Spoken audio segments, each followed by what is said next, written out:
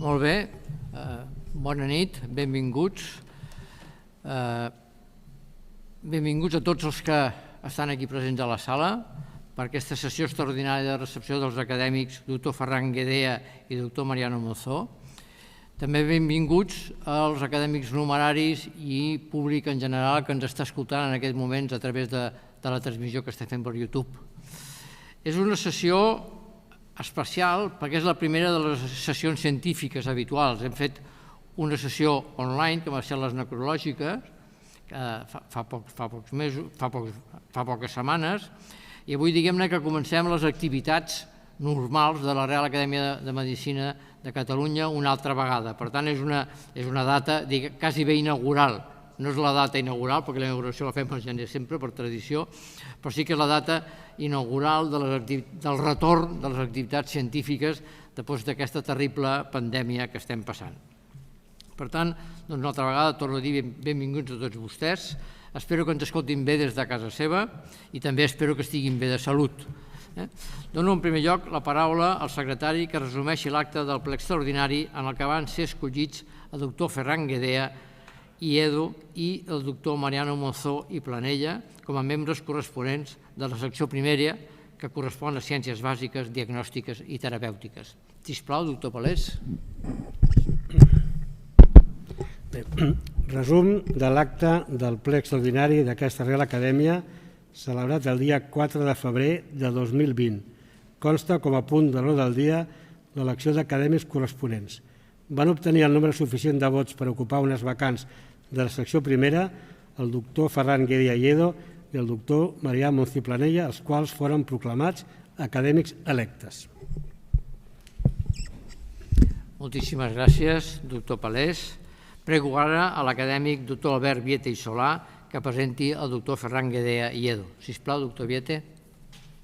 Bé, molt il·lustre senyor president, il·lustres membres de la Junta de Govern i acadèmics, senyores i senyors, companys i amics. En primer lloc, voldria agrair la confiança de la Junta de Govern, encapçalada pel seu molt il·lustre president, el doctor Bombí, per fer-me l'encàrrec de llegir les notes, el petit discurs de recepció del nou acadèmic, el doctor Ferran Guedea. És un honor per mi tenir l'oportunitat de fer-ho. Sent sincers i donant l'amistat que ens uneix des de fa força temps, tota una vida professional, més que un discurs formal, si m'ho permeten, seran només unes paraules de benvinguda sentides sense abandonar la formalitat que ha de regir aquest acte. Començarem amb una curta laudatio en el sentit que, tal com ell comentarà en el seu discurs d'entrada, i per tant ho esmento breument, la seva vocació i interès per l'oncologia en general i la radioteràpia en particular va néixer tot just cursar l'assignatura de tercer curs de Medicina en la jove Universitat Autònoma de Barcelona, a la unitat docent de Santa Creu i Sant Pau. En aquella època, a final dels anys 70 del segle passat, jo era un jove professor ajudant i ja em va cridar l'atenció aquell alumne que tenia tant interès, i encara ho recordo, feia uns apunts endreçats, ben estructurats, i on resumia els conceptes clau d'una manera entenedora i pedagògica. Era ben palès que ja portava dins l'esperit de la futura docència. Com ja els he comentat, els 3 anys posteriors de la carrera va fer d'intern al Servei d'Oncologia de l'Hospital de la Santa Creu i Sant Pau sota la direcció dels recordats doctor Subies i Ferrarons. Això li va permetre adquirir les bases de la clínica i la tècnica, la clínica oncològica i la tècnica radioteràpica, alhora que superava la resta d'assignatures amb qualificacions brillants. Després d'obtenir un número molt destacat en l'escalafó de l'examen MIR, va fer la residència en l'especialitat d'oncologia radioteràpica. L'antiga electroradiologia ja havia desaparegut i va guanyar plaça de metge adjunt i posteriorment cap de secció en el mateix servei de l'Hospital de la Santa Creu i Sant Pau, ara ja sota la direcció del doctor Craven Bartel. La incorporació el 1997 al Servei d'Oncologia Radioteràpica de l'Institut Català d'Oncologia a l'Hospital Duran Reynals en qualitat de director va significar el gran pas endavant que li ha permès desenvolupar plenament les seves capacitats en docència, recerca, lideratge i assistència. L'obtenció Després d'una brillant oposició de la Càtedra de Radiologia i Medicina Física de la Universitat de Barcelona, vinculada a l'especialitat d'oncologia radioteràpica, no només ha significat una satisfacció personal, sinó també una fita important en la consolidació docent de la nostra àrea de coneixement. Voltat d'un gran i qualificat equip que ha sabut crear, fer créixer i motivar, pot estar ben orgullós de la tasca que fa tan rellevant en tots els camps de l'especialitat i en el que el professor Pedraza anomenava la ciència radiològica. És just també donar a conèixer la seva participació activa en molts altres camps. La tasca formativa a molts metges i tècnics d'Amèrica Llatina li ha donat prestigi en tota aquesta part del continent americà. Ha estat un membre actiu de l'ATRO, la Societat Iberoamericana de l'Especialitat, a l'ensemble de l'europea, la ESTRO. També és ben rellevant que fou president de la Societat Espanyola d'Oncologia Radioteràpica. Pels seus mèrits, és acadèmic numerari de la Real Acadèmia Europea de Doctors i de forma totalment altruista president del Comitè Tècnic de l'Associació de l'AECC Catalunya contra el Càncer a Barcelona. Per tant, una trajectòria sòlida i brillant, amb 3 objectius clars sempre mantinguts: donar el millor tractament als malalts de càncer, ensenyar i investigar.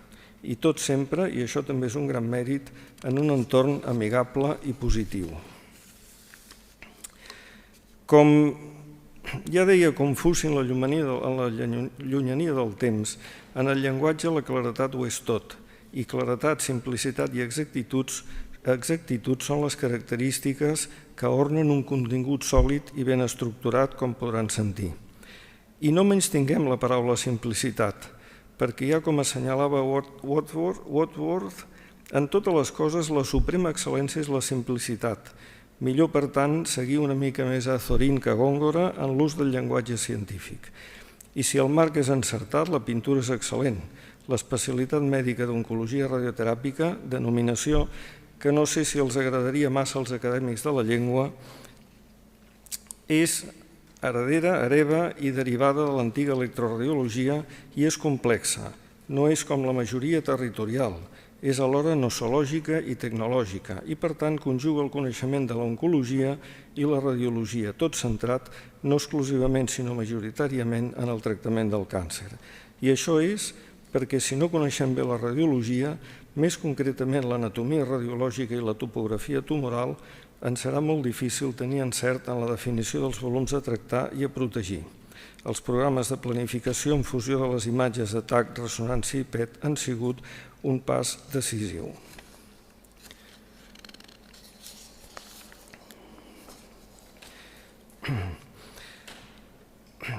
Però tot aquest entorn de treball assistencial, multidisciplinari, de recerca clínica i de docència de pre i de postgrau, l'ha pogut desenvolupar per unes qualitats personals que disfrutem i a voltes inclús envegem. Una mica els que ens honorem en la seva amistat. Capacitat de treball, lideratge d'un equip, visió integradora i de futur i una actitud positiva i també diplomàtica, propera i formal alhora, li ha permès consolidar un servei d'alt nivell de referència al nostre país i a l'estranger. La dedicació personal a l'estudi i recerca en la qualitat de vida dels pacients tractats per a càncer de pròstata en són un clar exemple del seu interès i quasi en diria passió per millorar l'índex terapèutic. En tumors com aquest, el càncer de pròstata, amb llargues supervivències, la qualitat de vida esdevé un factor de la màxima importància. Per tant, en nom de la Real Acadèmia de Medicina de Catalunya i del seu president, em permeto donar-te la benvinguda en aquest acte de recepció i tots esperem gaudir dels teus coneixements i aportacions en el marc de l'Acadèmia. Com deia Ramon y Cajal a la seva època de catedràtic a la nostra facultat de Barcelona, al carro de la cultura le falta la rueda de la ciència. Del que no en tinc cap dubte és que aquest merescut nomenament no serà una ratlla més en un ja extens currículum, sinó el començament d'una llarga i profitosa activitat en el si de la nostra estimada Acadèmia de Medicina. Rep, doncs, amic Ferran, una fraternal i virtual abraçada. Moltes gràcies.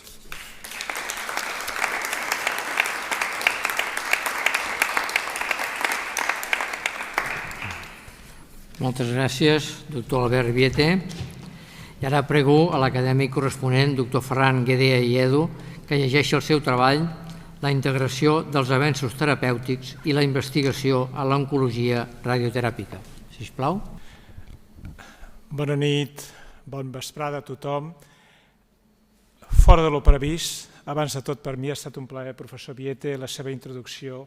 Vostè que ha sigut el meu mestre durant tants anys, des que jo tenia 20 i molt pocs anys i vaig entrar a l'Hospital de Sant Pau tan llunyà com a l'any 80 i pocs. I per tant, per mi és un honor que vostè m'hagi fet aquesta laudiato, tal com ho ha fet i amb els comentaris que m'ha fet. I ara entro al que volia presentar. Benvolgut president, benvolguda Junta Directiva de la Real Acadèmia de Medicina de Catalunya, benvolguts acadèmics que esteu aquí, benvolguts acadèmics que ens veieu allà i benvolguts amics. Per mi és realment un honor poder estar aquí llegint el meu discurs d'ingrés com a acadèmic corresponent de la Real Acadèmia de Medicina de Catalunya. I jo parlaré del que sé, del que he treballat durant tota la meva vida, i aquí tenen el títol, que és la integració terapèutica, la integració dels avenços terapèutics i la investigació amb l'oncologia radioteràpica. I per fer aquest discurs, el que he intentat fer, si puc, és fer una visió global de tal com jo veig l'oncologia radioteràpica actualment, avui en dia. I seguint aquesta línia he volgut fer diverses visions, la visió que jo tinc per cada un d'aquests punts, ara sí, i la visió que poden veure amb aquests diferents punts que he posat, ho he dividit esquemàticament en diversos punts perquè pugui donar una miqueta aquesta visió global que té l'oncologia, el punt l'oncologia avui en dia. El primer punt que volia tocar és l'oncologia radioteràpica avui, però la visió mèdica de l'oncologia radioteràpica. Jo crec, sincerament, i l'experiència d'aquests de més de 30 anys d'experiència clínica assistencial amb els pacients m'ha ensenyat que el pacient requereix no solament tractaments d'alta precisió, tractaments punters, tractaments de nous fàrmacs, sinó que també necessita una visió global i integradora i un tractament mèdic que sigui adequat a les necessitats d'aquell pacient. I aquesta visió mèdica jo crec que és una cosa que els metges mai hem de perdre perquè aquesta visió mèdica és el que donarà que el pacient estigui ben tractat, ben diagnosticat i ben portat des d'aquest punt de vista mèdic global. I l'altre punt que està molt vinculat amb la visió mèdica és la visió humana dels nostres pacients. La visió humana jo crec que amb el pacient la part humana és essencial, amb totes les persones la part humana és essencial, però jo els diria que amb el pacient oncològic encara és més important la part humana, perquè realment, i això es torno a dir, m'ho porta aquests anys d'assistència que he portat durant tota la meva vida, tu veus que molts dels pacients que et venen a veure intueixen la gravetat del procés que tenen. I en aquest context tu veus que una mirada, un comentari, la sensibilitat, la humanitat que li dones a aquest pacient és essencial per pacient. I crec que aquesta part humana està vinculada absolutament amb la part mèdica dels pacients que nosaltres tractem.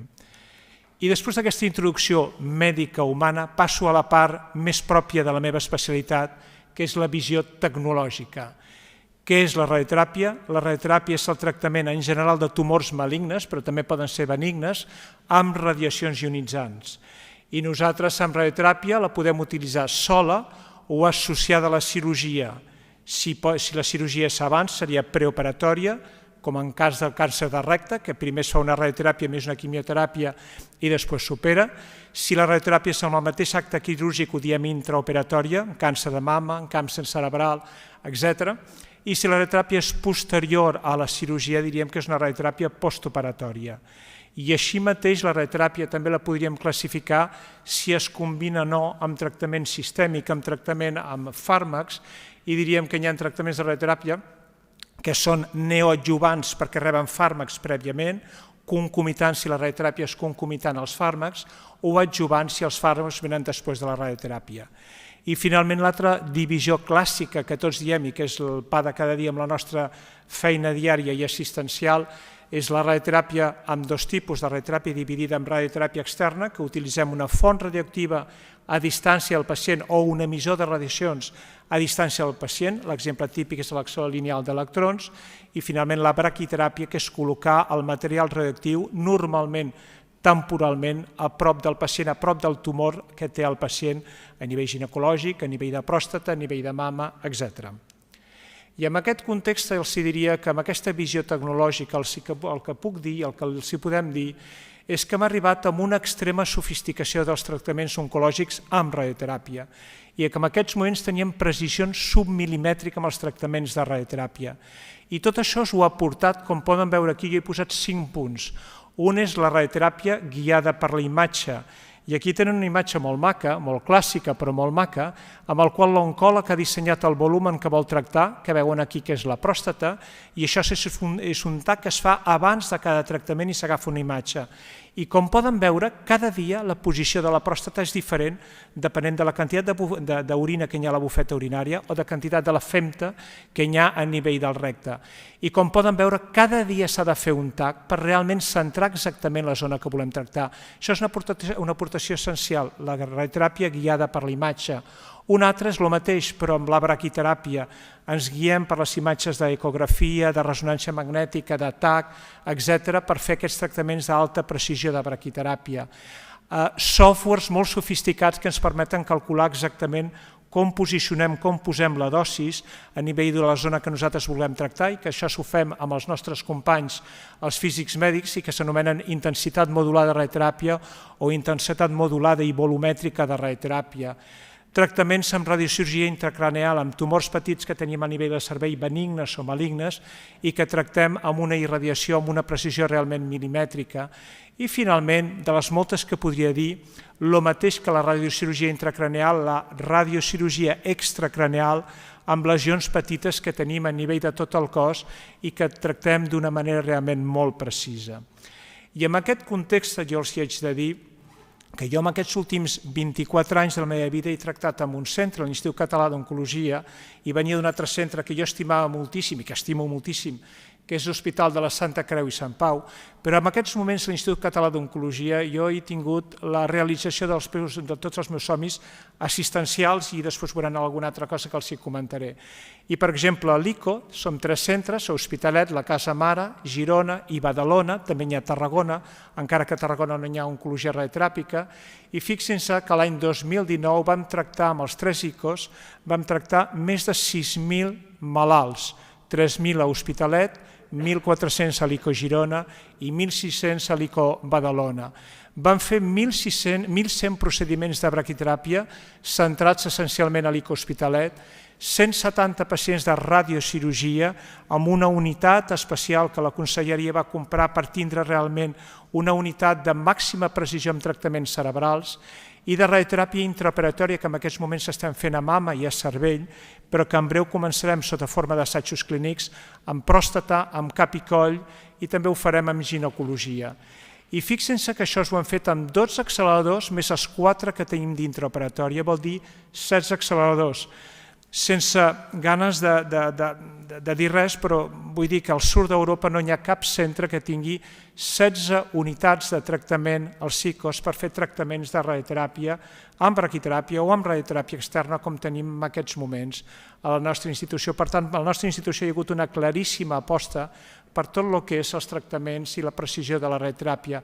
Exemples d'acceleradors, com un d'aquests que hi ha a nosaltres, el més recent, hi ha un altre d'igual a la Vall d'Hebron, d'aquestes unitats nosaltres en tenim 2, la unitat específicament per fer radiocirurgia, tot el tema de la braquiteràpia ginecològica a nivell de la cavitat ginecològica, la braquiteràpia, com poden veure, a nivell de la pròstata, la radioteràpia, com poden veure aquí baix, que es fa la braquiteràpia a nivell de la mama, o la radioteràpia intraoperatòria, que es fa amb un accelerador a nivell de la mama, que es fan en casos seleccionats de pacients de molt bon pronòstic.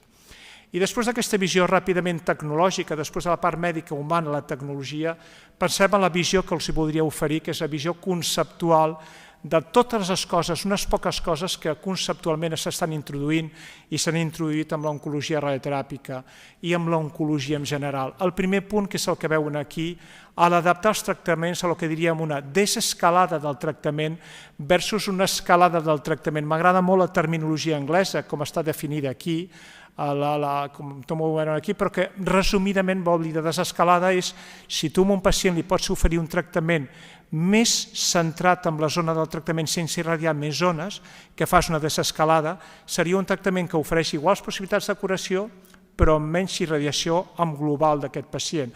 Un exemple típic és en pacients molt ben seccionats a càncer de mama, que tu en lloc de fer una cirurgia, fas una cirurgia local, una tumorectomia, i després en lloc d'irradiar tot el pis fas un tractament d'irradiació parcial de la mama. Això és un exemple de desescalada terapèutica amb oncologia radioteràpica. I en canvi, un exemple al contrari d'escalada terapèutica amb oncologia radioteràpica seria fer un tractament, com poden veure aquí, el que s'anomena una SBRT, que és un tractament d'altíssima precisió que dona una dosis més alta de lo habitual per tractar tumors situats en zones delicades i que tenen respostes excel·lents. I aquí també tenen un altre concepte que els volia introduir, un altre concepte que avui en dia és el pa de cada dia en oncologia, que és el tema de les oligometàstasis. Què fem nosaltres, els oncòlegs? Els oncòlegs que ens dediquem a l'oncologia radioteràpica o als cirurgians, el que han fet tota la nostra formació és tractar un tumor primari amb un tractament quirúrgic o amb un tractament radioteràpic. Aquí tenim un exemple d'un tumor de pulmó que s'opera o es fa un tractament de radioteràpia. I normalment, quan el pacient tenia metàstasis, es feia un tractament pal·liatiu. Doncs des de fa aproximadament una dècada i sobretot des de fa aquests 5 últims anys, en pacients que tenen una poca càrrega tumoral a distància, que diem oligo de poques metàstasis, en aquest exemple un tumor de pulmó que té una metàstasi al fetge i una metàstasi cerebral, fem un tractament curatiu local al pulmó, al fetge i al cervell, amb radiocirurgia, amb SBRT, amb un tractament quirúrgic o un tractament de radioquimioteràpia. I en aquest cas anem amb una intenció curativa per fer els pacients, per fer aquest tractament de pacients oligometastàsics. I a l'extrem final seria aquest pacient que té una gran càrrega tumoral a distància, que el que fem nosaltres és un tractament pal·liatiu que l'únic que pretén és curar els símptomes perquè no hi ha més possibilitats terapèutiques des d'un punt de vista local o locoregional. I això està comportant noves definicions, nous conceptes que abans no existien, com el que diem l'oligoprogressió, l'oligorecurrència, l'oligopersistència, i tot això es basa en el mateix, en què hi ha clones cel·lulars resistents al tractament que durant un temps, uns anys, estan quietes, en remissió completa, i al cap de 2 o 3 anys progressen. Per exemple, un pacient, com el que hem vist fa un momentet, un pacient que té un tumor de pulmó, un tumor de fetge i un tumor cerebral, que el fetge comença a progressar al cap de 3 anys, i això diríem que és una oligoprogressió, oligo d'una sola progressió, i que faríem un tractament de nou curatiu local o locoregional amb els tractaments que els he comentat fa un momentet. Un altre concepte que nosaltres considerem que és el pa de cada dia i que avui en dia, això fa 10 anys no existia, que era el tractament d'hipofraccionament extrem, que nosaltres donem dosis molt altes, dosis que poden anar als voltants de més de 7 greis, com poden veure, normalment fins i tot de 20, de 18 greis, amb una o molt poques fraccions, amb un curt espai de temps, d'una precisió molt exhaustiva, molt submilimètrica, mitjançant les imatges guiades, com he comentat fa un moment, i que tenen una caiguda del gradient de dosis molt als voltants del tumor, i aquest tipus de tractament avui en dia dona resultats espectaculars. Com poden veure, aquesta diapositiva és casuística nostra, és el nostre grup, l'investigador principal d'aquest estudi, que era un oncòleg que es dedica al punt del nostre grup, que és l'Arturo Navarro. Com poden veure, aquí en la primera sèrie que vam fer de 3 fraccions de 18 greis, vam tindre un control local de la malaltia d'un 94% i, sobretot, el més important, que ara en comentaré en seguida, amb una toxicitat i amb una qualitat de vida excel·lent a nivell del pulmó a 3 anys de seguiment. Un altre exemple, visió conceptual diferent, una cosa que és completament nova, que aquí a Europa s'ha provat solament a Suïssa i en un centre dels Estats Units, són 4 o 5 centres en tot el món que s'està fent, que és el que diem la flash therapy, que és el tractament tipus flash i que consisteix no solament en donar una dosis molt alta, sinó donar una dosis molt alta en un temps curtíssim, i aquí ho poden veure. Fixin-se, abans parlava de 3 fraccions de 18 greis, aquí fixin-se que estem donant 100 greis en un segon. Per tant, imagina't, si t'equivoques, perfores tot. I realment aquest tipus de tractament s'ha fet amb experimentació animal i ara per primer cop hi ha un assaig clínic als Estats Units a Filadèlfia que ha començat a tractar pacients amb assaig clínic amb aquest tipus de tractament. I això és una cosa que cada cop veurem més aquí a la Unió Europea, a Europa, al nostre país, etc. I finalment l'últim concepte que els volia introduir dintre aquest apartat molt ràpidament, que òbviament jo soc oncòleg dedicat més a la radioteràpia, però també hi ha oncòlegs dedicats molt als fàrmacs, i la realitat és que avui en dia l'oncologia mèdica té una teràpia dirigida que hi ha fàrmacs que es dirigeixen a les cèl·lules tumorals que tenen unes característiques genètiques i moleculars alterades. I això és el que diem la medicina o la teràpia de precisió, teràpia dirigida a unes molècules determinades dels quals són receptors aquests fàrmacs. I si aquí afegim els tractaments, com els he comentat, de radioteràpia, de desescalada, d'escalada, d'aquests nous conceptes d'oligometasis, ens trobem amb el que és l'oncologia avui en dia. L'oncologia avui en dia, saben el que és el que s'entén tan sovint per la tele o per on sigui, que és els tractaments personalitzats del càncer, que suma aquests fàrmacs dirigits amb aquests nous tractaments quirúrgics, com també pot ser la cirurgia robòtica, etc., quirúrgics o radioteràpics, que tot sumant fan que puguis fer realment un tractament personalitzat. L'altre concepte o l'altra visió que els volia introduir, i ara vaig una mica més ràpidament per no allargar-me, és la visió sobre la qualitat de vida durant el tractament i després del tractament.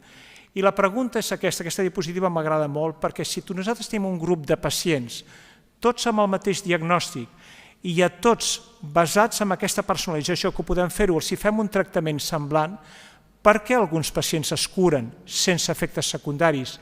Primer, possibilitat. Per què alguns altres es curen però amb efectes secundaris? Per què alguns altres no es curen sense efectes secundaris? I per què finalment nosaltres ni es curen i a més tenen efectes secundaris? Per tant, nosaltres això és amb oncologia, en medicina en general, però oncologia en particular, la qualitat de vida és una demanda de tots els nostres pacients. Es demana no solament, doctor, em curaré, però si no també ens demana, em curaré, però com quedaré? I això és cada cop els pacients ens ho demanen més. I aquí ho ha dit el professor Viete fa un momentet, jo crec que ell també i el seu centre està participant en aquest estudi. Aquest és un estudi que hem liderat des d'aquí, de diversos centres de Catalunya i a l'IMIM, bàsicament a l'Institut Municipal de l'Hospital del Mar, per resumir-ho, que és un estudi que han participat tots els centres de tot l'estat espanyol, que el que fa és estudiar amb 700 malalts provinents de Madrid, de Saragossa, del País Basc, d'Andalusia, el que fa amb aquests pacients és estudiar els tractaments que s'han efectuat amb tumors de pròstata inicials i, com poden veure aquí, es va fer els 3 tractaments possibles, la cirurgia clàssica, la radioteràpia clàssica o la braquiteràpia clàssica, i això es va començar l'any 2000 i poc. I com poden veure, hem pogut estudiar quina és la qualitat de vida d'aquests pacients i com poden veure la incontinència d'orina i el làser, no sé si ho veuen gaire bé, és superior quan tu fas una cirurgia i molt menor quan fas altres tractaments de radioteràpia externa o braquiteràpia. Quan tu fas, per exemple, la cirurgia tens més disfunció erèctil que quan fas un tractament de braquiteràpia i de radioteràpia externa, però en canvi tens més efectes sobre l'intestí quan fas un tractament de radioteràpia externa. I això es vol dir, en resum, que realment, encara que tot tendeix a semblar-se i a igualar-se al final al cap dels anys, perquè tots ens anem fent grans i això és una cosa absolutament normal, això es vol dir que realment es pot estudiar la qualitat de vida i aquestes dades, amb un pacient que té un càncer de pròstata, cada cop ens ho demana més, al igual que amb càncer de pulmó, igual que amb moltes altres localitzacions que segur que vostès coneixen. I l'altra visió que els volia comentar, que crec que és una visió essencial dintre de tot el que he dit, és la decisió que prenem a nivell d'oncologia. I la decisió que es pren a nivell d'oncologia, jo penso que potser fa 50 anys eren decisions individuals d'un gran professor que tenia l'expertesa i el coneixement científic per proposar a un pacient un tractament determinat sense més. Jo crec que en aquests moments això no és possible. Avui en dia tot el que és en aquests moments la col·laboració entre centres oncològics, jo conec molt bé Catalunya, però la col·laboració dels centres oncològics que tenim aquí a Catalunya és molt important i molt real. Per exemple, a l'ICO, si un pacient no té més possibilitats de tractament i hi ha un estudi fase 1 que es fa a la Vall d'Hebron, no tenim cap problema, truquem als nostres companys de la Vall d'Hebron o de l'Hospital Clínic i els enviem aquest pacient que té aquest fase 1 actiu perquè el tractin. Per tant, aquesta col·laboració entre hospitals és una realitat i és el dia a dia, però sobretot, i encara més important, la col·laboració entre els professionals, l'oncòleg mèdic, l'oncòleg radioteràpic, el cirurgià, el radiòleg que es dedica a fer tractaments de metàstasis hepàtiques, etc. Tot el que sigui, tota aquesta col·laboració amb els patòlegs, amb tots que ens orienten cap a entendre les coses, és essencial. I si em permeten el punt que he subratllat, que nosaltres avui en dia considerem que el pacient ha d'estar al centre és de tot, és el pacient, i els especialistes estem als voltants del pacient. I no té d'anar el pacient a veure l'oncòleg mèdic per fer la quimio i després una interconsulta per anar al cirurgià per fer la cirurgia, sinó som tots els professionals que som claus a l'organització que donem l'input del pacient que està al centre de tot això. I això es permet, bàsicament, que jo crec que és essencial, que és que tinguem una simplificació organitzativa molt important, tots estem junts amb el pacient al centre, permet el diàleg, permet el consens i permet la transparència dels tractaments que els diferents professionals fem i que coneixem el que fa el nostre company. Finalment, 2 o 3 punts més, un sobre la recerca clínica, són solament 2 diapositives. La recerca clínica, jo crec que dins de l'àmbit de l'oncologia i dintre el que jo conec més l'oncologia radioteràpica, la recerca clínica, els assajos clínics, són una cosa que tenim dintre el nostre DNA. Nosaltres sabem que per avançar en oncologia hem de fer assajos clínics. L'oncologia mèdica ens va ensenyar molt com teníem d'anar en aquesta línia i jo crec que l'oncologia radioteràpica s'ha apuntat també i anem treballant conjuntament sempre. I, per exemple, això són dades de la meva institució. Com poden veure, dels malalts que tractem, el 10% dels nostres malalts estan dintre d'assajos clínics i dintre del meu departament, i dintre els departaments estrèsics, els departaments d'oncologia radioteràpica, no puc assenyalar-ho perquè no es veu, com poden veure, hi ha 11 assajos clínics actius, amb el qual l'IP és un oncòleg radioteràpic, i tenim 14 assajos clínics actius en col·laboració amb el departament d'oncologia mèdica. I igualment que els assajos clínics, també el que és molt important és el tema de la publicació, de la recerca clínica perquè es plasma en una publicació. I nosaltres cada any fem una memòria a la nostra institució, específicament oncologia radioteràpica i física mèdica, i aquí, com poden veure, són les dades d'aquest any. Aquest any hem fet 51 publicacions, un impact factor total de pràcticament 200, que és molt per la nostra especialitat, i com poden veure, el 40% de les publicacions, no es veu gairebé aquí, estan en quartil 1. Vol dir que, i això ho hem comparat amb anys anteriors, i veiem que cada any es va millorant tot això. I l'altra visió sobre la recerca, per tant, recerca clínica ho tenim amb el dia a dia i tothom hi pensa en seguida en entrar el pacient amb un assaig clínic si el pacient està d'acord. I la recerca translacional. La recerca translacional, en canvi, és una mica diferent. La recerca translacional, nosaltres veiem els biòlegs, professors com el professor Monsó, que estan treballant al laboratori i que tenen una visió biològica dels tractaments que estem fent nosaltres i que ens guien a nosaltres per tractaments que després a nivell assistencial tenim de fer. I nosaltres, a l'oncologia radioteràpica, a la nostra institució, fa aproximadament uns 5 anys vam decidir apostar per aquesta línia de recerca translacional. Vam apostar per 2 biòlegs que tenim treballant amb nosaltres i vam apostar, com molts altres centres que tenim, de l'oncologia radioteràpica, i nosaltres vam apostar específicament per treballar amb immunologia i dosis altes de radioteràpia. I vam obrir 3 assajos clínics d'immunologia i dosis altes de radioteràpia. Vam obrir el primer amb càncer de pulmó amb la SBRT, com poden veure aquí, dosis molt altes. Després vam obrir en càncer ginecològic i braquiteràpia, dosis superiors a 7 graus, també dosis altes. I finalment vam obrir la línia de radioteràpia intraoperatòria amb càncer de mama i dosis molt altes. I vam estudiar quina reacció immunològica hi havia quan nosaltres fèiem aquest tractament, que ja hem publicat i hi ha diverses publicacions en curs, i la conclusió que hem tret que efectivament, quan utilitzem una dosis molt alta de radioteràpia, hi ha una alteració immunològica i que hem vist essencialment, com poden veure aquí, que el que augmenta són les natural killer cells, que són cèl·lules tòxiques, extraordinàriament tòxiques per les cèl·lules tumorals, i que aquests tractaments d'alta dosis ho permeten. I l'última diapositiva d'aquest apartat, i molt ràpidament acabaré, és aquesta. Aquesta ha sigut la primera línia que hem començat, i la segona línia va amb la idea de preveure els tractaments i preveure la toxicitat que tindran, qualitat de vida i previsió dels tractaments. I aquí és la nova línia que hem començat amb els biòlegs, i aquesta és una línia de treball que estem fent a l'ICO, conjuntament amb la nostra casa mare, la Universitat de Barcelona, conjuntament amb la UB, el Departament de Biologia Cel·lular de la UAB, de la Universitat Autònoma de Bellaterra, i amb l'IDIBEI, que és el centre on nosaltres fem tota la recerca al campus Bellvitge. I hem inclús el primer pacient, i ja hem inclús els primers pacients fa just un mes. I què estem fent?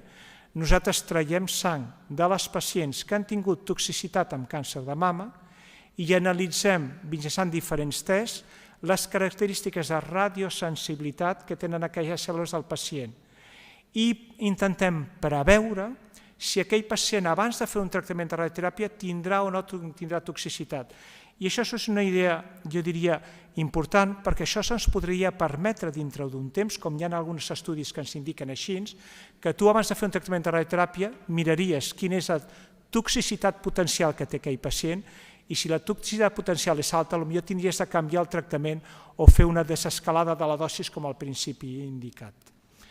Finalment, reptes que tenim per l'oncologia radioteràpica. Jo diria que hi ha petits reptes, que ara no esmentaré, però petits reptes que òbviament ens fan que l'oncologia vagi creixent progressivament, però hi ha un gran repte que tenim aquí de l'oncologia radioteràpica, que és la protonteràpia. La protonteràpia és un repte que tenim per Catalunya, per tot l'estat espanyol, perquè és un repte importantíssim. Necessitem tindre un centre de protons a Catalunya. A Madrid hi ha 2 centres privats que fan protonteràpia, que han inaugurat fa molt poc temps, no hi ha cap altre centre a Catalunya. I creiem, i això jo crec que la conselleria està molt en aquesta línia, que és un projecte realment de país, per nosaltres. És un centre que ha de ser públic, i és un centre que ha de participar tots els departaments oncològics de Catalunya i específicament els d'oncologia radioteràpica, particularment els oncòlegs radioteràpics i els físics mèdics.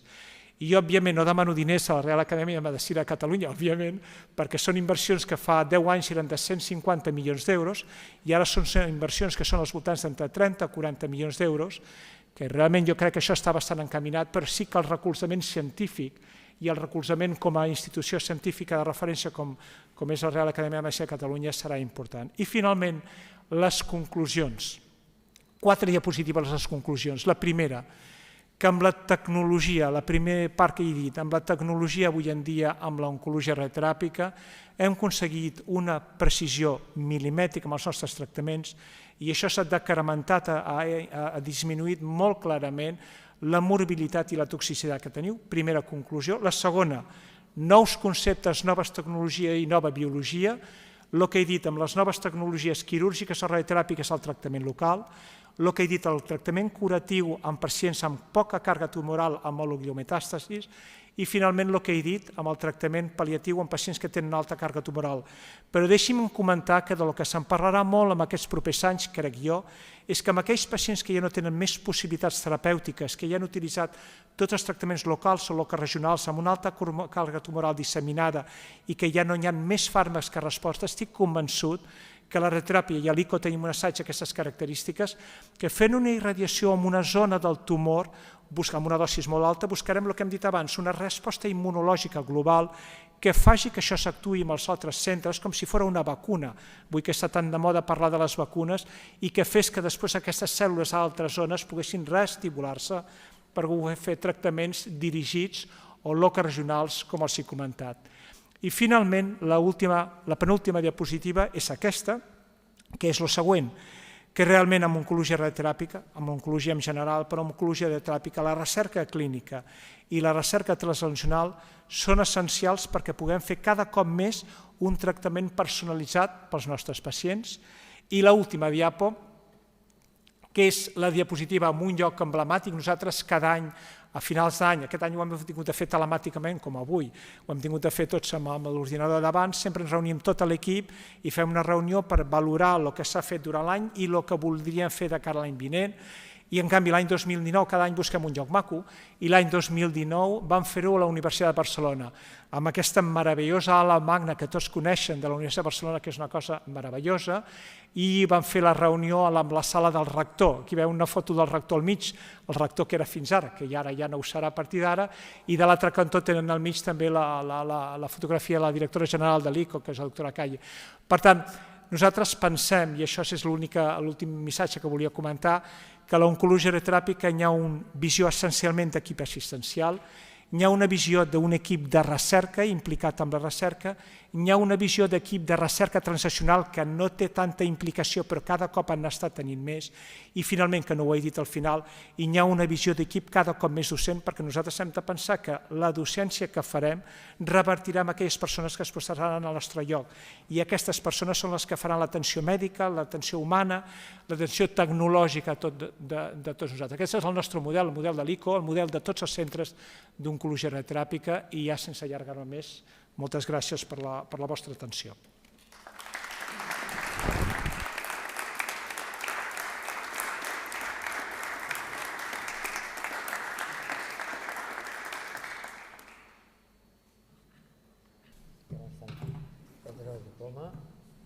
Aquest és el diploma que l'acredita com a acadèmic corresponent.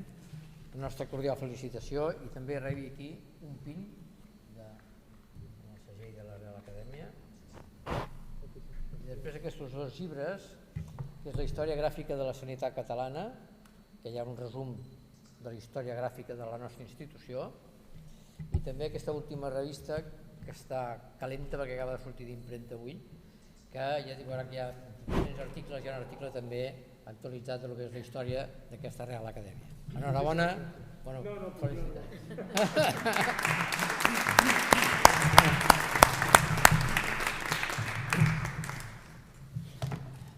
Amb el costum de felicitar-nos i donar la mà, doncs estàvem a punt de passar-nos de la ratlla. Molt bé, doncs ara prego a l'acadèmic doctor Jordi Palés, i orgullós que presenti el doctor Mariano Monzó i Planella. Sisplau, doctor Palés. Bé, si m'ho permeten, com hi ha restriccions de mobilitat, ho faré des de la taula. Excel·lentíssim senyor president, molt il·lustres senyores acadèmics i senyors acadèmics presents, i els que ens segueixen per la retransmissió a distància, senyores i senyors. Vull agrair en primer lloc a la Junta de Govern que m'hagi encarregat de fer la presentació del grau acadèmic corresponent, doctor Mariano Monzó, el que m'uneix una llarga trajectòria de companys i d'amistat a la Facultat de Medicina de la Universitat de Barcelona. El doctor Monzó va néixer a Camprodon, al Ripollès, l'any 1949. Es va llicenciar l'any 1977 en Biologia i l'any 1983 en Medicina i Cirurgia per la Universitat de Barcelona. A partir d'aquest moment inicia una trajectòria professional exitosa que s'ha desenvolupat en les tres vessants pròpies del professor universitari. En el camp de la recerca, la seva activitat s'ha desenvolupat en el camp de l'oncologia i en biologia molecular, focalitzada principalment en l'estudi de les relacions entre cèl·lules tumorals i cèl·lules embrionàries i dirigint un grup de recerca reconegut per la Generalitat de Catalunya. Fent un recorregut cronològic, podem dir que al principi, durant el seu període predoctoral, entre 1978 i 1986, sota la direcció del professor Domingo Ruano, recordat acadèmic d'aquesta casa, i del doctor Josep Vilanova, inicià la seva formació investigadora estudiant les relacions entre cèl·lules tumorals i embrionàries, utilitzant com a model els teratocarcinomes murins. Durant aquest període va fer una estada al Rega Institute for Medical Research de la Universitat Catòlica de Lovaina, durant el període 1980-82. Posteriorment, l'any 1984, va llegir la seva tesi doctoral amb el títol Aislamiento, crecimiento y capacidades de diferenciación de las células de carcinoma embrionario de teratocarcinoma, obtenint el doctorat en Medicina i Cirurgia per l'UB i mereixent la qualificació d'excel·lent cum laude i Premi Extraordinari de Doctorat. Després de la tesis i en una primera etapa va continuar amb la mateixa línia, desenvolupant una investigació bàsica on va estudiar les relacions entre cèl·lules tumorals i embrionàries murines, publicant diversos treballs on es posa de manifest la importància del microambient embrionari en el control del desenvolupament tumoral. En una segona etapa, 1994-2004, va dirigir els seus treballs a la recerca clínica translacional, en col·laboració amb el Servei d'Oncologia Mèdica de l'Hospital Germán Trias i Pujol, on va investigar mitjançant tècniques de biologia molecular els mecanismes d'acció de diferents fàrmacs, utilitzant el tractament dels tumors de càncer de pulmó. Durant el període 2004-2020 ha continuat en la investigació translacional i concretament en la recerca de marcadors embrionaris humans que s'expressen en el desenvolupament tumoral en estreta col·laboració amb els serveis d'oncologia mèdica de l'Hospital Municipal de Badalona i la Unitat Funcional de Tumors Toràcics de l'Hospital Clínic. Com a conseqüència de tota aquesta activitat de recerca, ha publicat 150 treballs en revistes nacionals i internacionals indexades, amb un total de 6.876 citacions, sent primer o segon firmant en 52 i com a últim signant en 44. Té reconegut 6 trams d'activitat investigadora. Ha dirigit 16 tesis doctorals i codirigit 2. Ha participat en 28 projectes de recerca competitius, dels quals en 10 com a investigador principal i en 18 projectes de recerca no competitiva, dels quals 7 com a IP. Respecte a l'activitat docent, al llarg de la seva vida professional ha desenvolupat una important tasca docent en l'àrea d'anatomia i embriologia humana, passant per les diferents categories de professor, des de professor ajudant, 78-83, professor col·laborador, 1983-86, professor titular d'universitat, 1986-2009 i, finalment, des del 2009, catedràtic fins a l'actualitat. Durant aquests anys ha impartit docència en les assignatures troncals i optatives d'anatomia i embriologia humana, de la llicenciatura i graus de medicina i infermeria, i també ha impartit docència de postgrau, concretament en els màsters de biomedicina, competències mèdiques avançades, oncologia molecular i patologia mamària, senologia. Ha participat, a més, en projectes d'innovació i cursos per a la millora de l'activitat docent. Respecte a la gestió universitària, també ha dedicat part de la seva activitat a tasques de gestió, entre les que cal destacar les següents. Secretari del Departament de Ciències Morfològiques i Odontoestomatologia i d'Anatomia i Embriologia durant els períodes 1993-99 i 2004-2005, secretari de la Facultat de Medicina entre el 2005 i el 2008, cap d'estudis de la Facultat de Medicina Campus Clínic entre el 2009 i 2017, coordinador del treball fi de grau de la Facultat de Medicina Campus Clínic i director del Servei de Donació de Cossos de la Facultat de Medicina. Dins d'altres mèrits, podem afegir que és màster en Política Acadèmica Universitària per l'UB en el 2007. A més, ha estat membre del claustre de doctors de la Universitat de Barcelona i de la Junta de la Facultat de Medicina i de Ciències de la Salut de la UB, avalador de diferents agències oficials i revisor de diverses revistes científiques, com Oncogen, Lung, Càncer, Carcinògenes, Cancer Research, Blood, Leuquímia, Farmacogen, PLOS ONE, etc.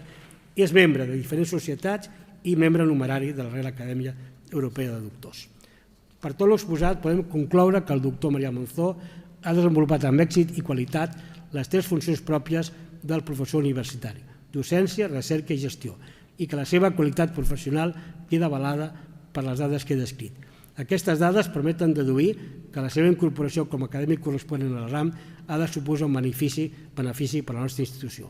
Per tant, demano al senyor president que un cop el doctor Monzó hagi presentat el seu treball d'ingrés li lliure el diploma que l'acreditarà com a nou membre corresponent de la nostra institució. Marià Monzó, amic, benvingut a aquesta casa.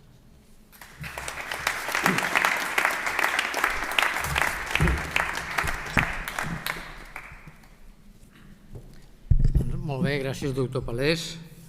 Prego ara l'acadèmic corresponent, doctor Mariano Monzó i Planella, que llegeixi el seu treball titulat Microambient embrionari i control de les cèl·lules tumorals, nova aproximació terapèutica. Bona tarda a tothom, excel·lentíssim senyor president, senyors acadèmics, companys, amics, familiars presents i els que estan connectats via YouTube. És per mi un honor poder optar a aquesta posició d'acadèmic corresponent de la Reial Acadèmia de Medicina de Catalunya. En l'àmbit personal, suposa un reconeixement, però a la vegada una gran responsabilitat, per tal de saber projectar els meus coneixements al nivell exigible per engrandir l'activitat i prestigi d'aquesta institució. En aquesta exposició parlaré també del que més conec, que són de les relacions entre les cèl·lules tumorals i les cèl·lules embrionàries. Conceptes que en principi poden semblar molt divergents, però que espero que al final d'aquesta petita xerrada alguns conceptes hagin quedat ja més clars. Per tant, iniciaré la meva xerrada amb el títol de Microambient embrionari i control de les cèl·lules tumorals, nova aproximació terapèutica. Bé, l'embriologia és aquella branca de la biologia que ens permet o que ens explica com a partir d'una sola cèl·lula fecundada s'obté un organisme de gran complexitat morfològica i molecular.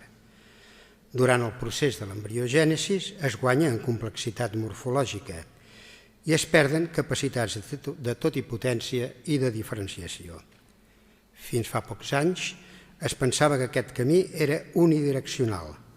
El dogma era que el camí invers no era possible, excepte amb la formació tumoral, on una cèl·lula altament diferenciada perd la seva morfologia i pot adquirir característiques de cèl·lula totipotent indiferenciada. Les semblances entre cèl·lules embrionàries i cèl·lules tumorals ha estat una constant al llarg de la història de la medicina.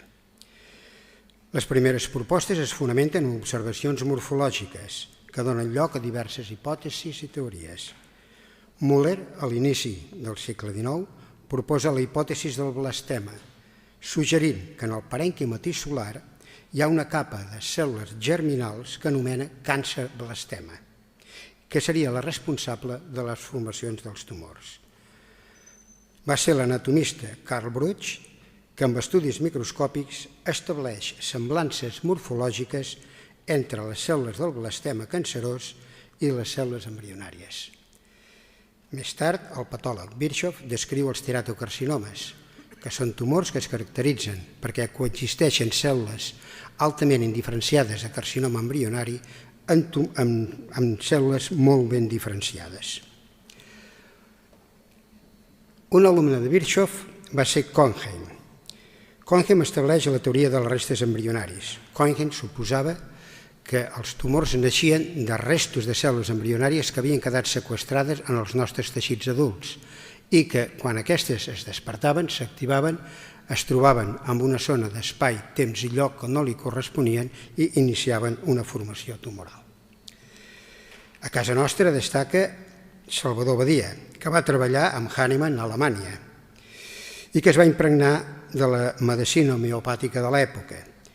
Va ser professor auxiliar d'anatomia humana de la Facultat de Medicina i s'interessà per l'oncologia i per al tractament dels tumors. En un treball que té sobre l'origen del càncer, considera que els tumors poden tenir una curació espontània i que el sistema immunitari n'és el responsable. Considera important activar el sistema immunitari per combatir la formació tumoral. Podríem quasi considerar com un precursor de la immunoteràpia. Ara bé, les primeres evidències experimentals que relacionen les cèl·lules embrionàries i tumorals provenen del camp de la bioquímica, a l'inici del segle XX. El treball més representatiu és el d'Otto Warburg, a l'any 24, on ens demostra que les cèl·lules embrionàries proliferatives i les tumorals obtenen energia de la mateixa manera, a través de la glucosa i per la via de la glicòlisi, alliberant en el medi una gran quantitat d'àcid làctic. I no per la via de la fosforilació oxidativa que utilitzen les cèl·lules adultes. Warburg va tenir el Premi Nobel l'any 1937. També en aquesta època hi ha altres treballs que indiquen que certes grasses són de difícil absorció per a les cèl·lules tumorals i embrionàries, però no per a les cèl·lules adultes. Tots aquests treballs dels inicis del segle XX estan descrits en una excel·lent revisió amb el títol d'Introducció a l'estudi del càncer en les monografies mèdiques que va presentar l'any 29 Duran i Reynals,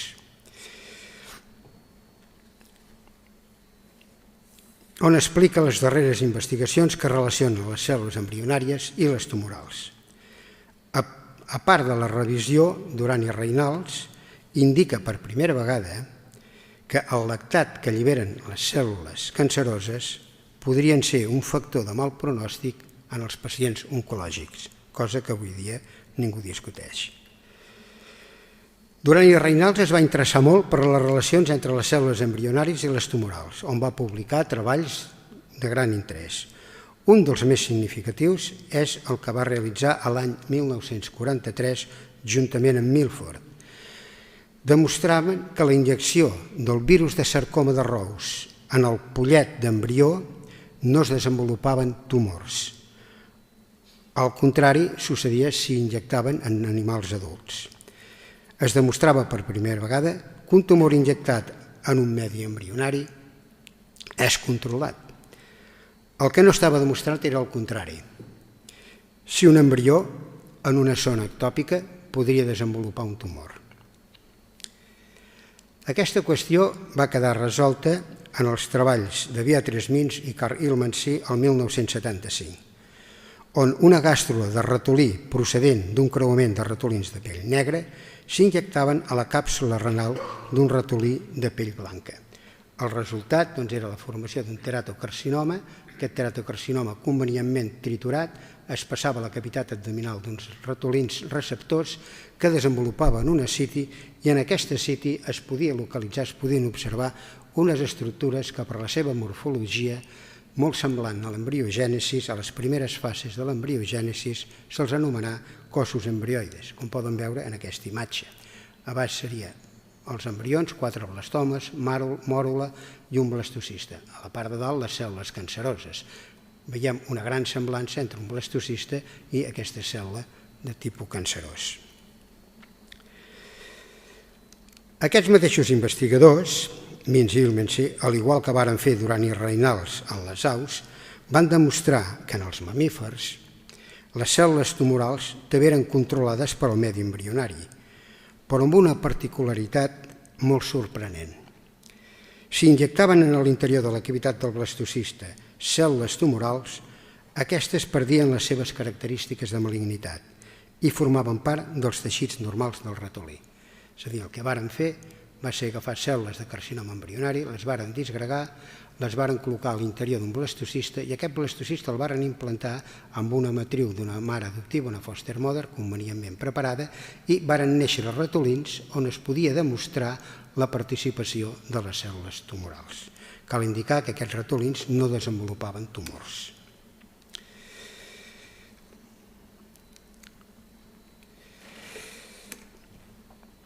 Ara bé, s'ha observat que les cèl·lules tumorals són controlades de forma diferent segons la zona embrionària on s'injecten i que no és una característica dels mamífers, sinó que també es troba en altres espècies animals.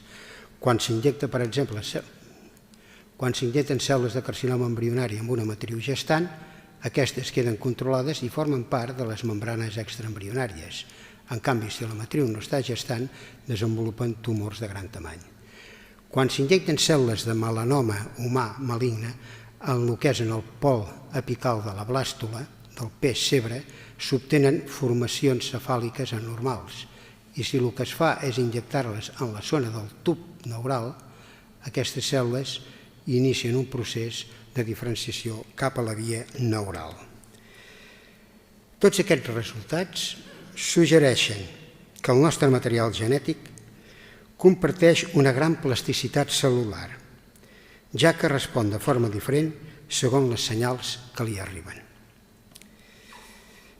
És en els anys 80 quan dos anatomistes, Martin Evans i Gail Martin, obtenen cèl·lules embrionàries que es poden diferenciar en diferents tipus cel·lulars adults. Va néixer o neix en aquests moments el que coneixem avui en dia com la medicina regenerativa, però també aquestes cèl·lules indiferenciades poden donar lloc a tumors. En tot cas, s'evidencia la plasticitat del nostre material genètic. Martin Evans va ser Nobel de Medicina el 2007 per aquests treballs. Ens podem preguntar quines són aquestes senyals que modifiquen de forma tan radical el comportament cel·lular.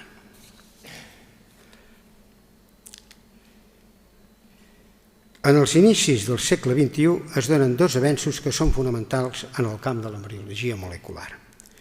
Un és el descobriment d'unes de les primeres senyals embrionàries, com són OCT4, SOX2, KLF4 i CMYC, que són proteïnes, factors de transcripció, que modifiquen de forma radical el comportament de les cèl·lules. Tant és així que si una cèl·lula diferenciada com un fibroblast se li injecten aquests factors, aquesta cèl·lula adquireix característiques de cèl·lula totalment indiferenciada. Són el que es coneix amb el nom dels factors de Yamanaka, que els va descobrir aquest professor i que va ser Nobel l'any 2012. Posteriorment s'han descobert altres factors també embrionaris que tenen un efecte semblant. L'altre avenç ha estat el descobriment d'uns dels mecanismes que controlen precisament l'expressió de les nostres proteïnes. Són els RNA no codificants i concretament els microRNAs. Els microRNAs són petites seqüències de nucleòtids, de 20 nucleòtids, que s'uneixen a l'RNA missatger de les nostres cèl·lules i controlen la transcripció proteica. Els descobridors varen ser Fire i Melo i varen ser Nobels l'any 2006.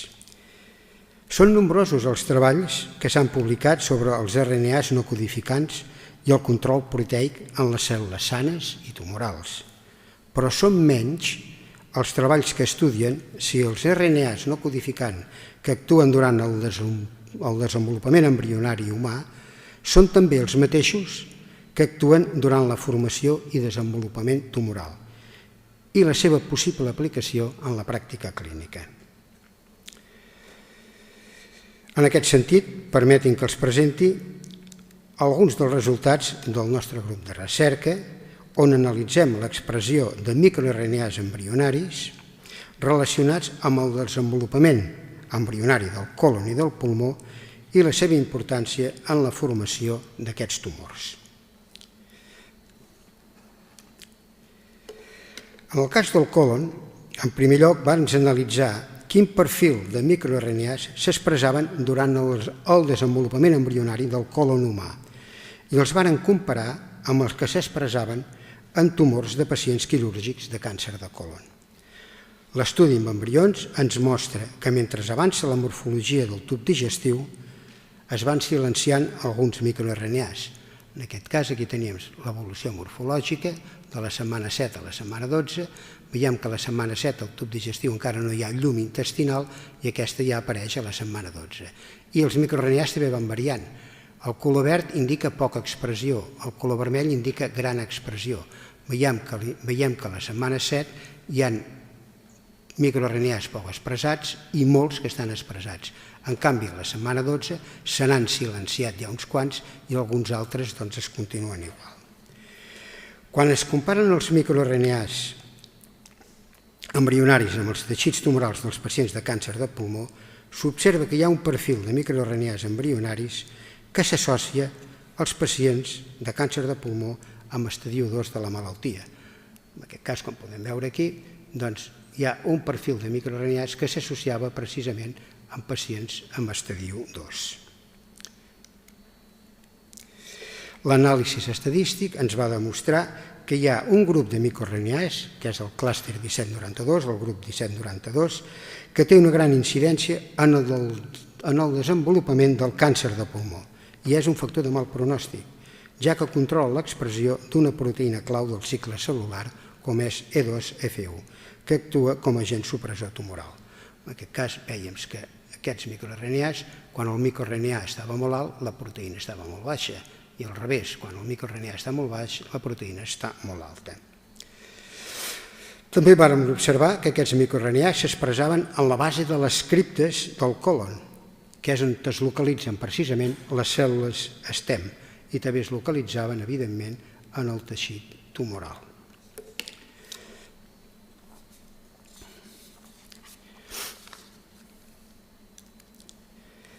En un altre treball, en pacients de càncer de còlon, hem pogut observar com molts microRNAs embrionaris es localitzen dins d'unes estructures conegudes com microvesícules exosomes. Serien aquestes estructures que tenim aquí. Aquestes microvesícules són alliberades per al tumor del pacient al torrent circulatori i tenen un gran protagonisme en la formació de les metàstasis. Per tant, és important poder detectar aquestes microvesícules en la sang dels pacients mitjançant una biòpsia líquida abans que arriben a l'òrgan diana i formin les metàstasis. En els tumors de còlon, la metàstasi més freqüent és l'hepàtica i això és així perquè el còlon i els tumors de còlon drenen els seus productes a les venes mesentèriques i aquestes a la vena porta, que finalment acaba al fetge. de manera que el primer filtre que troben les microvesícules i microRNAs alliberats per al tumor és el fetge. Aquí, l'exemple aquest d'aquí el tindríem. En aquest cas, en aquest estudi, varen poder detectar que hi havia diferències importants si la biòpsia líquida en el moment de la cirurgia es realitzava amb venes perifèriques, és a dir, en el braç del pacient, o bé amb les venes mesentèriques.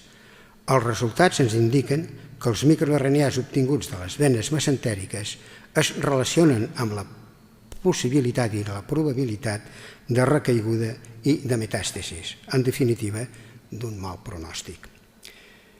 Així, durant la cirurgia, la detecció d'aquests microRNAs circulants en sang ens pot indicar la presència de malaltia residual circulant. Resultats molt similars hem obtingut amb el càncer de pulmó de cèl·lula petita. En l'estudi del càncer de pulmó també hem trobat que hi ha una associació entre microRNAs que s'expressen durant la formació embrionària del pulmó i els que apareixen en els tumors de pacients quirúrgics de càncer de pulmó. Destaquem que en aquest cas un dels membres importants era els que coneixem amb el nom de la família LET7, que tenien una gran importància en la formació de les metàstasis. Per altre cantó, també hem trobat que altres RNAs no codificants que s'expressen durant el desenvolupament, com poden ser els LINP-P21, també s'expressen en el càncer de pulmó i viatgen a l'interior d'exosomes. Al igual que en el cas del càncer de còlon, la presència d'aquests RNAs no codificants en les venes pròximes al tumor, en aquest cas les venes pulmonars, tenen més mal pronòstic que si es detecten en vena perifèrica. Els resultats són més evidents. Els nostres resultats ens mostren que l'alta expressió dels links P21 circulant en la sang del plasma de les venes mesentèriques d'aquests pacients de càncer de pulmó són un factor de mal pronòstic, ja que veiem que recauen abans i la seva supervivència també és molt pitjor. En definitiva, tots els nostres resultats mostren que en el moment de la cirurgia és possible detectar marcadors embrionaris que són de mal pronòstic, fet que ens permetrà seleccionar pacients amb un alt risc de recaiguda postquirúrgica i actuar en conseqüència. Per tot això, permeti'm que tingui unes petites conclusions generals. En primer lloc, podem dir que hi ha evidències científiques que demostren que molts gens embrionaris també s'expressen durant el desenvolupament tumoral. Mitjançant les senyals embrionàries adequades és possible revertir el rellotge biològic i que una cèl·lula somàtica diferenciada adquireixi característiques de cèl·lula STEM indiferenciada. També, mitjançant les senyals embrionàries adequades, és possible controlar la malignitat de les cèl·lules tumorals. Per tot plegat, el coneixement i control dels gens embrionaris seran, sens dubte, un gran recurs terapèutic per a la conducció de les cèl·lules tumorals cap a un fenotip benigne de diferenciació cel·lular. I com deia Laplace, descobrir és aproximar dues idees que estan separades. I finalment voldria donar les gràcies amb una imatge no tan acadèmica del meu grup de recerca, que sense ells, doncs, evidentment, no hagués sigut possible tots aquests treballs, i a tots vostès, els presents i els que estan connectats, moltíssimes gràcies per la seva atenció.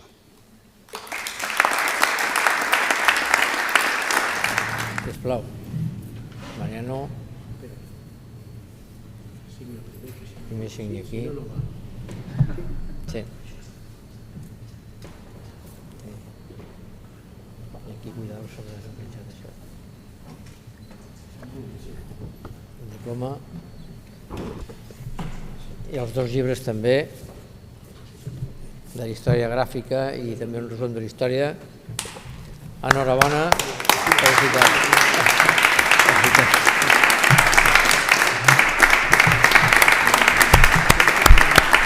Perdona, i el PIN. També el PIN. Més de plata, Doncs molt bé, permeti'm per acabar aquesta sessió unes breus paraules. En primer lloc, d'agraïment al doctor Vieta i al doctor Palés per la presentació, que ens han demostrat que tenim dos nous acadèmics corresponents amb un gran prestigi professional, una llarga trajectòria científica i que, per tant, esperem que aquí puguin participar en moltes activitats.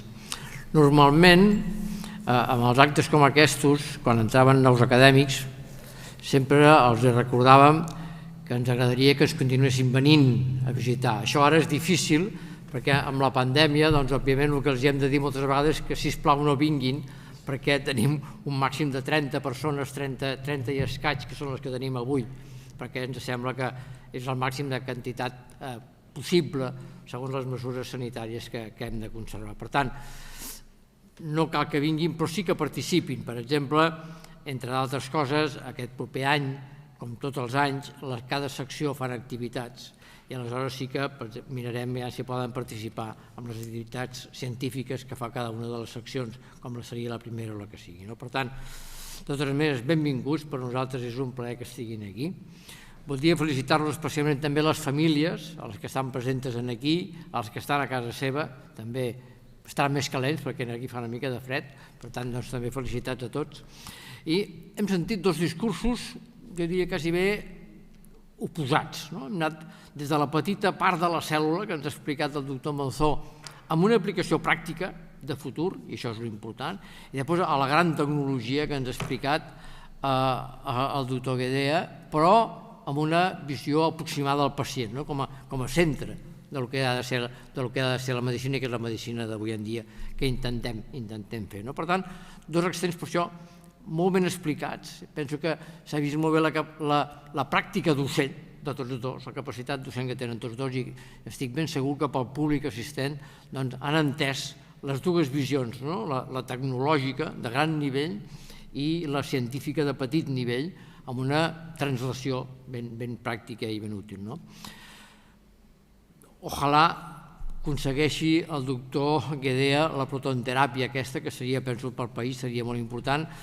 La Real Acadèmia, recolzament moral, tot el que vulgui, econòmic, ni un duro perquè no el tenim, ja ens agradaria, però sàpiga que estarem encantats de poder un dia puguin inaugurar-ho, tant si ens invita com si no, perquè això és el de menys, però que tinguem un centre de prestigi per desenvolupar no només assistència, sinó també recerca, perquè són bàsics per estar en el moment.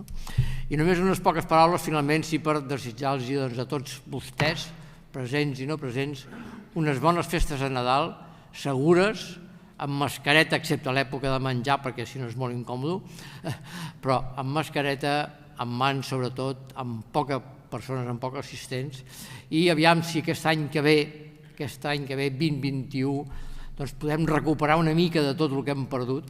Mai serà tot igual, mai serà com abans, no ens fem il·lusions.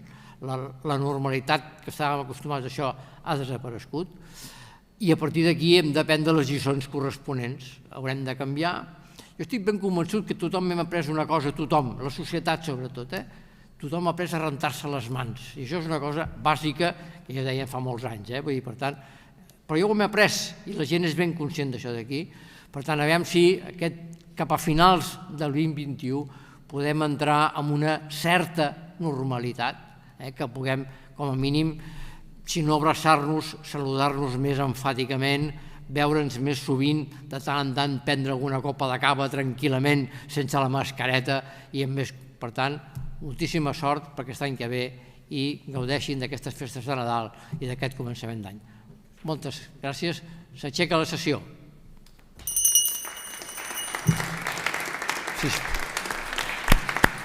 Al moment, sisplau, per sortir, els hi pregaríem que sortissin a poc, ordenadament, sense acumular-se aquí l'entrada, perquè és un perill quan ens acumulem. Moltes gràcies.